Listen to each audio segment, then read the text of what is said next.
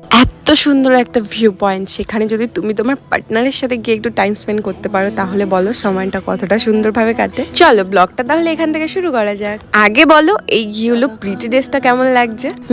সুন্দর লাগছে না? এত সুন্দর ড্রেসটার সাথে একটু প্রিটি ভাবে সেজেও নিয়েছি, তারপর বেরিয়ে পড়েছি। বাট বাইরে আজকে ভীষণই গরম, বেরোতে বেরোতে সন্ধ্যেই হয়ে গেছে। আর এখানে রনি চলে এসছে, ওকে আমি বলেছিলাম আমি চশমাটা পরতেও, তাই বারবার দেখছিল ওকে কেমন লাগছে। তো হ্যাঁ জানি ব্লগটা দিতে আমি পুরো এক যুগ পার করে ফেলেছি। আসলে আগে আমরা আমাদের সবকিছু বেশিরভাগ সুন্দর মোমেন্ট গুলো শেয়ার করতাম, বাট বলে না নাজার ইজ রিয়েল, সো তাই এখন একটু ভয়ে ভয়ে কিছু শেয়ার। আর এখানে দেখো আমাদের দুজনের রিয়াকশনটা জাস্ট দেখবা।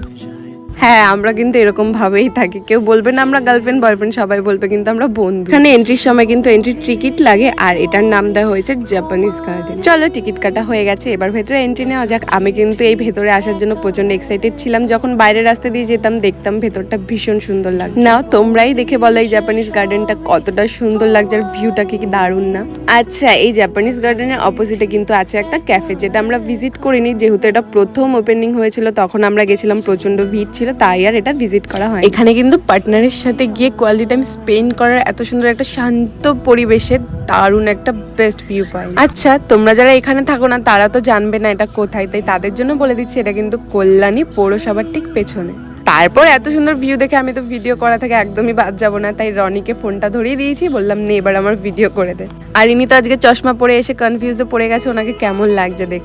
তারপর ভাবলাম চলে এবার একটু দুজন টুকটুক করে হেঁটে পুরোটা ঘুরি। এখানে এত সুন্দর পদ্ম ফুল ছিল, আমি দেখিনি, আমাকে রনি দেখিয়েছে। চলো আমাদের সাথে সাথে এবার তোমাদেরকেও একটু টুকটুক করে পুরো ভিউটা সুন্দর করে ঘুরিয়ে দেখাই।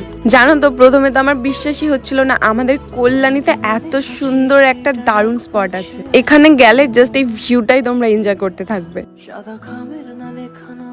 ভিডিও বা ফটো এগুলোর জন্য কিন্তু এই ভিউটা একদম পারফেক্ট একটা ভিউ। ওই যে দেখতে পাচ্ছ ওটা হচ্ছে ক্যাফে, যেটা এটার সাথেই নতুন ওপেনিং হয়েছে।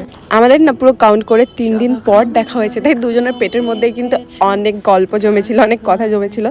বাট আমরা দুজন এতটা শয়তানি করি না, এই ভিডিওটা যদি অরিজিনাল ভয়েস তোমরা শুনতে পাও তাহলে বলবে না এরা তো গার্লফ্রেন্ড বয়ফ্রেন্ড হতেই পারে না। হ্যাঁ আমরা এরকমই, তবে হ্যাঁ এটাও ঠিক, গার্লফ্রেন্ড বয়ফ্রেন্ড হওয়ার আগে তাদের মধ্যে বন্ধুত্বটা অনেক বেশি থাকা দরকার। না থাক, এত কিছু বেশি বলবো না, বললাম না নজরকে আমি ভীষণ ভয় পাই, ইদানিং প্রচন্ড ভয় পাই। এখানে কিন্তু ওনাকে অনেক কষ্ট করে ভিডিও করার জন্য রাজি করিয়েছি, যেটা তোমরা ভিডিওটা দেখেই বুঝতে পারছো। বেচারা আমার পাল্লায় পড়ে লাস্টে ওকে এরকম ভিডিও করতেই হলো। ও এতটা পরিমাণে লজ্জা পায় না, অনেক কষ্ট করে রাজি করাতে হয়। যদি দেখো সুন্দর কোনো ভিডিও তাহলে মনে রাখবে তার পেছনে আমার 100% এফোর্ট আর অনেকটা কষ্ট করে রাজি করাতে হয়েছে। আর এই যে এত সুন্দর কালারফুল একটা কিউট টেডি, এটা ছিল ওর তরফ থেকে আমার জন্য একটা গিফট।